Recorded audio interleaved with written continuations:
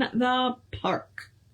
They were chasing us down for peanuts. Like, apparently they were aggressively following us. So, we pretty much gave the whole bag away today, and it was good. And we saw both of the woodpeckers today. We saw, there's a mated pair in the park, and we saw them both. So it was really cool because we saw them at the same time. We only saw a couple of blue jays, so I don't know what that was about. I don't know where all the blue jays are, but yeah. All right, so we finished chapter 8. We are moving on to chapter 9, and chapter 9 is short, so it is also going to be a 2-day one. And this one actually is a reasonable 2-day one.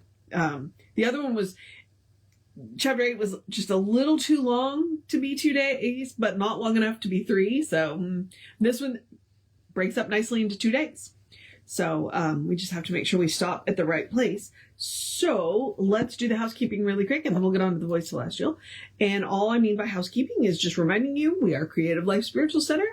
The website is creativelife.org. The constant contact email is info@creativelife.org. That will get you 1 email a week, unless something unusual happens. It's a real person doing it, so you don't have time for more than that. It tells you what's going on for the week and the month. There are hot links in it that'll take you right to the information of the person that can help you get it. And nobody will get your email. So super important. And now the social medias. We do not monetize the social medias, mostly because we don't want to deal with the ads any more than you do. So what we ask you to do is go like, subscribe, share, follow, comment based on which platform you're on. And that way it bumps us in the algorithms. So if you interact with us, more people see our stuff, we appreciate it. So we are Creative Life Spiritual Center or Creative Life Spark, depending on the platform. And I'm the running Rev Ryan on the platforms that I am on. So there you go. All right. Ooh, I just noticed my necklaces. Okay.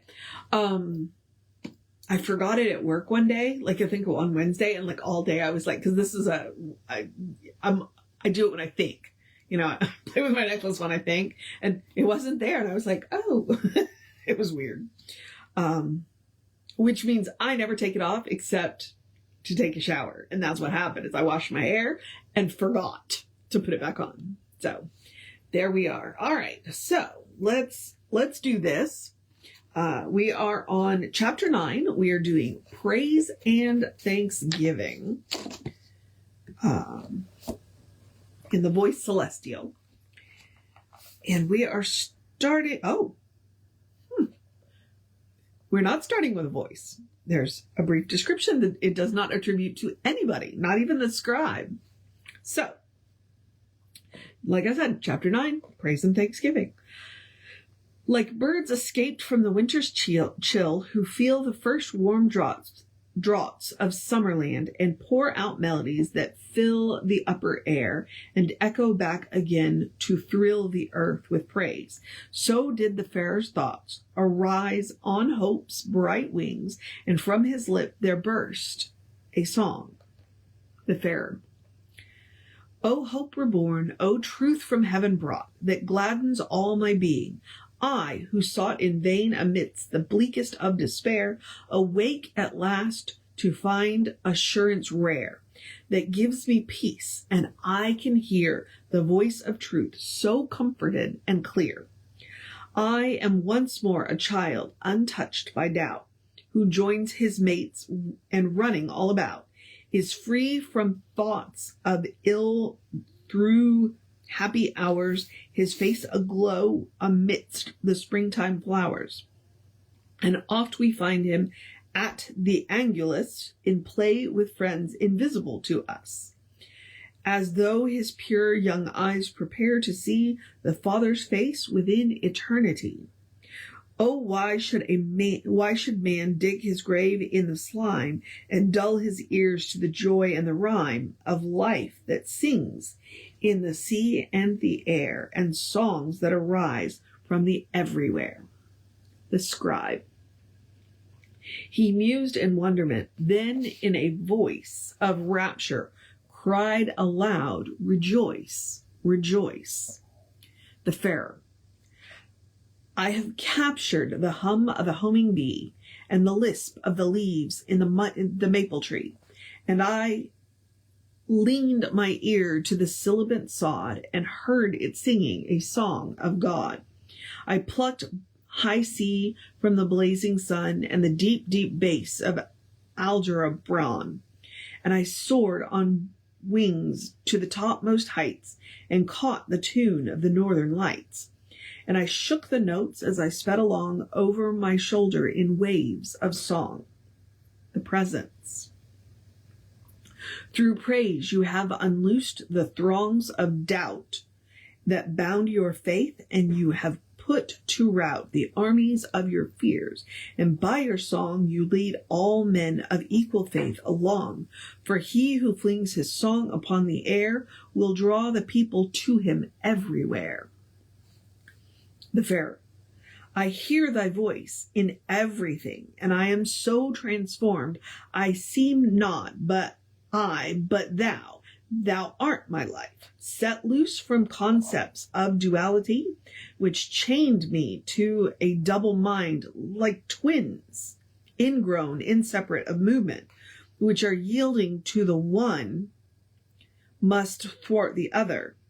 Thanks to thee, celestial visitor, my world is one, all glorified, alive with consciousness, and everything I see is palpitant with joy that seems to sing a song of praise, as though each living thing responded to the melodies above, which float to earth attuned to cosmic love.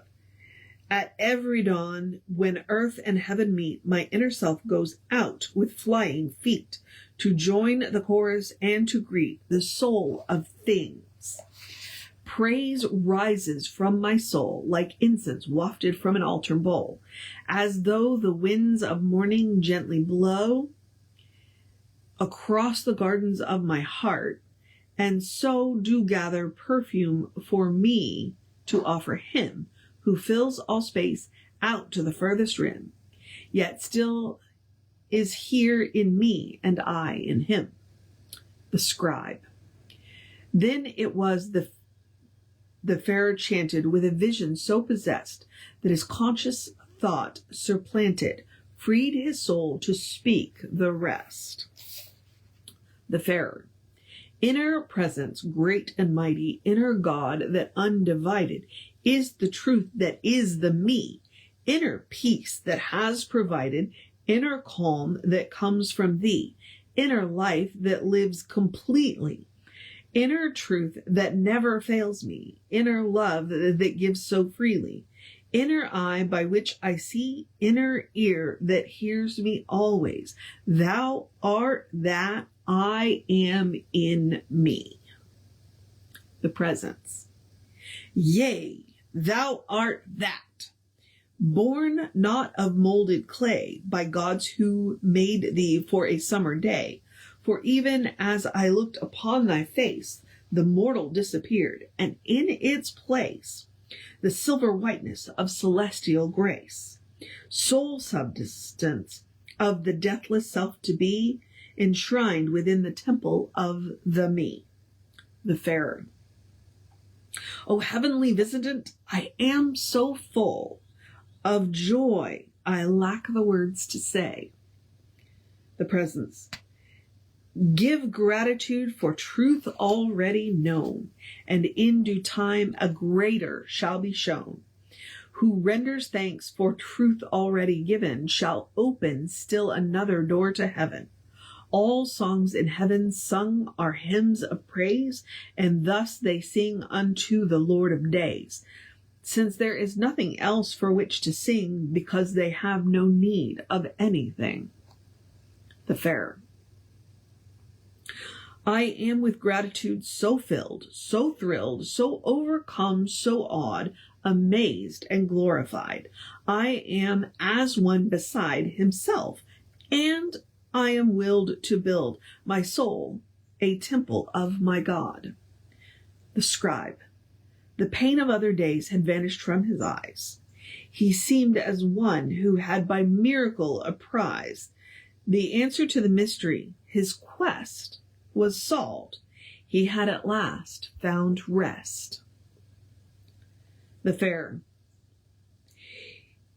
He knows as he knows his own, that he is my all, my earth, my sky, the substance of my world. I see not but through his eyes, for he has lent me his vision. I breathe not but by the breath of his life. I love not save in the ecstasy of his affection. Truly, thou livest in me, my all. Truly, I live in thee. No earth surrounds me, but that which thou hast set before mine inward eye. All good springs before, clears my path, for I walk with thee. O star of the very stars, thou shinest me, radiant eye with thy pure radiance beaming. O livingness, O loving tenderness, I breathe, and breathing drink thy splendor. I live, and living mirror thee back. I love, and all-embracing love answers in love undying. King thou art, soul of my life. Mount thou the throne of my being, and reign, clothed in thy celestial splendor. The scribe. Then silence fell, the while the farer sought to drink into his soul the love he voiced, as though the icy mountain range that had so long obscured his vision began to melt and flow away, and new horizons broke upon his sight. Thenceforth, though oft in doubt, he seemed to ponder more and question less, and to withdraw within himself and listen for the voice that spoke to him, though unaware of whence it came, from God, or from within himself, or from the presence. Yet oft he paused, half turned as though to nod, and give consent to what the presence said, as friends were wont to do in fair exchange of thought and love. This did the presence know, and so he spoke. The presence. Be not afraid to look for truth within. No avatars nor shade, nor guide, nor soul return from astral planes to haunt your room and give you sage advice, has wisdom to impart that equals that which you can find within. When once you listen to the me. Enlarge, expand awareness of thy cosmic self. Not God made small, but man made great, doth solve the riddle of the universe, for thou art that. The farer. You are, O living one, by very Lord, and but for thee I would be lost in that dark pit of ignorance, wherein I stared, nor ever found an answer to my quest. The age-old search of man to solve the black enigma, whence did he come, and why, and to what end? The scribe. Silence fell between the two, and then the presence said. The presence. It is not I, but thou. He sees alone who turns his eye to the bright light that shines within the mind of him who looks within. There, unconfined, the whole is found. The me is ever shrined. Search for the me. There must the truth be sought. Look to the self, for wisdom is untaught. The scribe. New joy suffused this farer's face. He spoke, and it seemed at once to challenge and invoke awareness deep of every living thing, from star to clod, from birds upon the wing, to galaxies that course through outer space, and back again to the little loving faces of gentle things that peer from hidden places. The farer. Of life I sing, of everything that lives. I sing to the earth that gives its suckle to growing grass, to trees, and to the beasts that feed upon the verdure of the hills. I praise the sunrise on the mountain tops and the sunsets that leave a lingering touch in promise of another day. I praise the shadows cast across the earth to give the peace and soothing solitude of night. I praise you, rose garden, spilling fragrance upon the air, and jasmine blooming in the dark and breathing softly by my bed. I praise the rain that falls to quench the thirst of parching grass and trees and flowers. I praise the bosom of the Holy Mother Earth, cradling the world in all-embracing love. I sing to you, O all, and for everything that falls within my sight, and forces that I cannot see, yet which enfold the universe and hold it fast. I praise you, ocean, with your vibrant life, the turmoil of your ceaseless stirring, and the teeming multitudes that suckle at your breast. I sing to you, you spuming waves and racing tides. You bear 1,000 ships that thread their way around the seas to spin the warp and woof of commerce, to encircle all the world and knit one great brotherhood of all races of mankind. I sing to Holy Mother Mary's, all who bear within their wombs the embryos of those who would be saints and seers to point the way of truth and life to that new race of men who will appear. Rejoice that now the morn of that new world is close, when even those who seem to be the least shall none the less be most. For they shall know that every man is born of God, one with the cosmic span. I praise you, then, ye mothers of the race, and with prophetic vision view the place where men shall shrine you in deific grace. The scribe. Then, in swift transition, the Wayfarer turned to praise and gratitude for the little folk. The Wayfarer. I sing to you, all children at your play, whose sweet young voices ring across the way. I praise your faith in what tomorrow brings. You are to me the song thrush as he wings his way above the madness and the strife that holds the earth-bound soul to lesser life. The scribe. The Wayfarer paused and lost himself in thought of all the ills that fear and hate have wrought. The Wayfarer. My soul is tall above the wall that separates by hate. Come search my mind and you will find my heart an open gate. The presence. Thou hast well said, for all tomorrow's good may rest today upon your gratitude. For he who gives his thanks before the wine is pressed from grapes still clinging to the vine, has shown a faith above beyond the present hour, and his thanksgiving holds the future flower. The Wayfarer. O presence, I do hear with gratitude.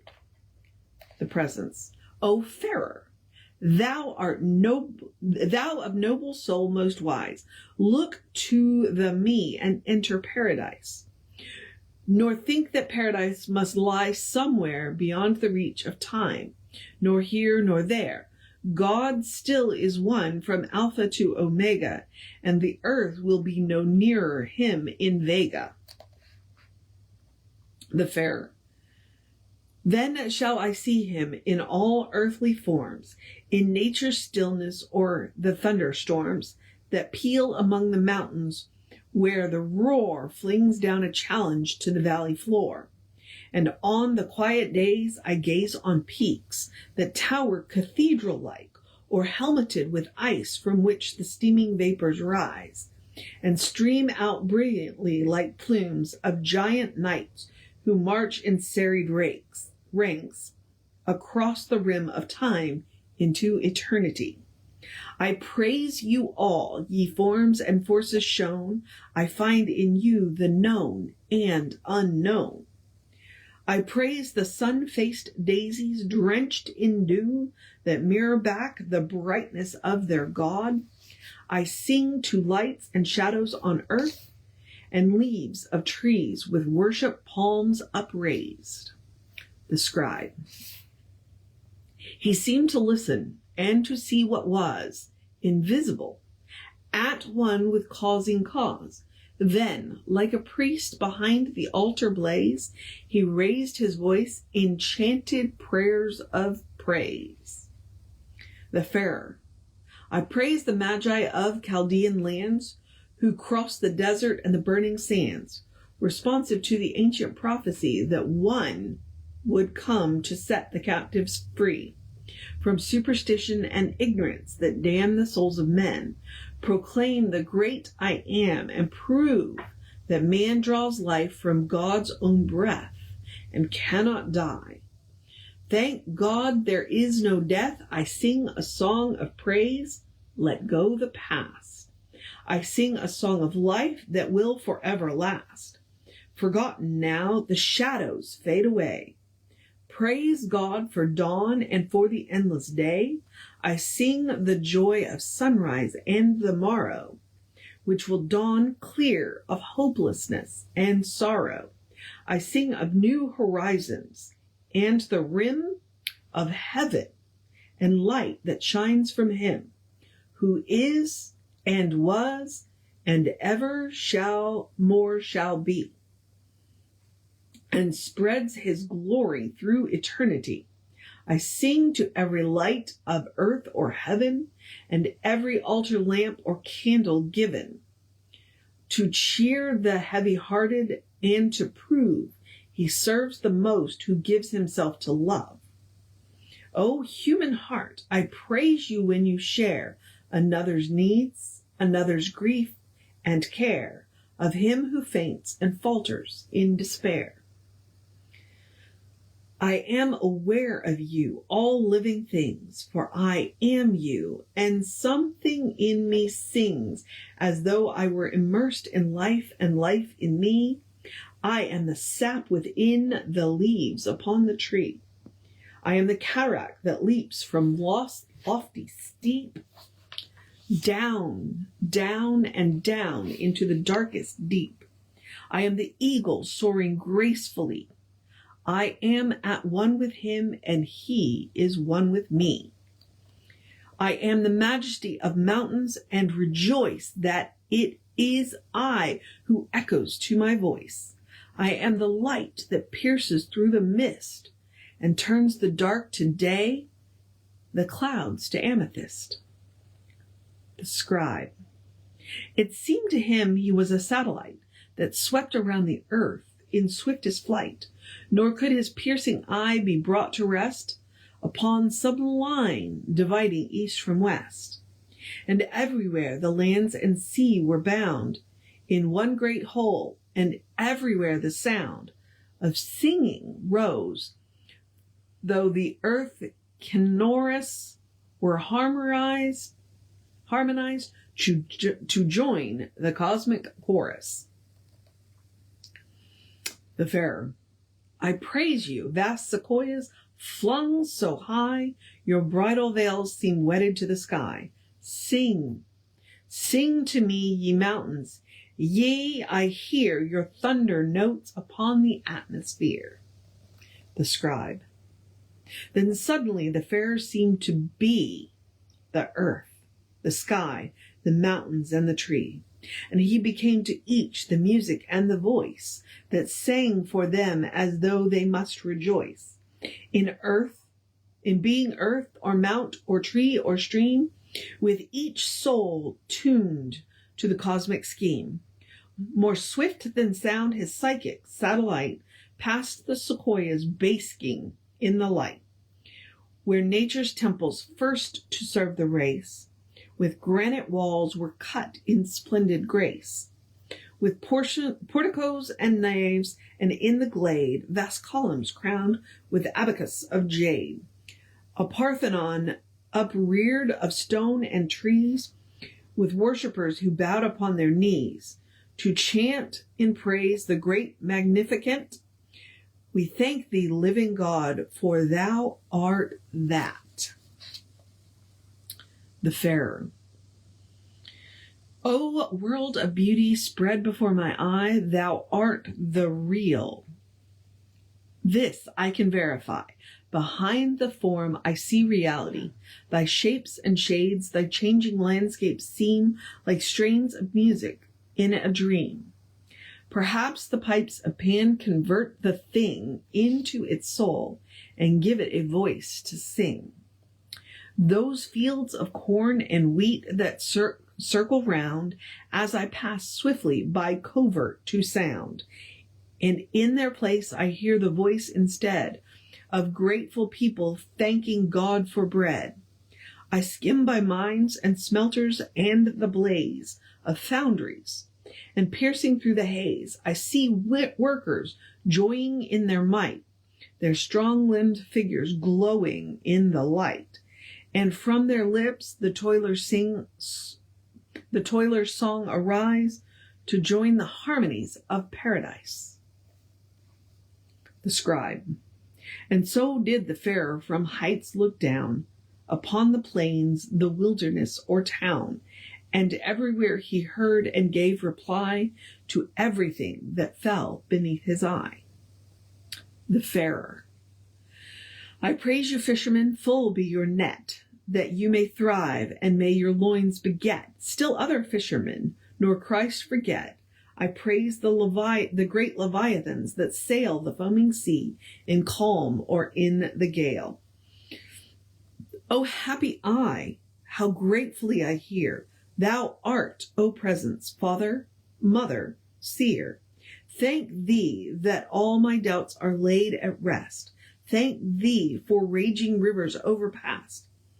I give my praise that I may be a voice that bids the world once more to sing, rejoice, that all shall pass into the promised land where fruits of Eden grow on every hand, and where the tree of life shall shelter be, and where each soul shall ever, through the me, be one with God and man eternally.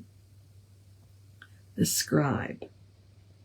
A far-off organ with pipes of fluted gold pealed through the clouds as its thunder rolled. A melody burst through the open gate with trumpet notes to sweetly syncopate. Soft on his ear there fell a heavenly voice that bid all man rejoice. And then a chorus, opening soft and slowly, rose in crescendo, holy, holy, holy. And there ends praise and thanksgiving. And we will pick up tomorrow with chapter 10, Love and Friendship. And I'm going to remind you one of my favorite quotes from Meister Eckhart, and it's probably the only quote that I know for sure is from Meister Eckhart, where he says, if the only prayer you say is thank you, it will be enough. An entire chapter simply of praise. And I think that's one of the things that we can kind of take for granted, where we say thank you for all of the little things in our life. You know, like right now, all of the trees are starting to leaf out, and they range from that kind of yellow green into that deep green, and it's fantastic and beautiful, and I'm thankful for it. It's one of those spiritual practices where if you can find 3 things to be thankful for and then keep going, you'll feel better, you know, and they can be the little things. They don't have to be big things. You don't I'm grateful for the purr of my cats. I'm grateful for their whiskers when they tickle my nose.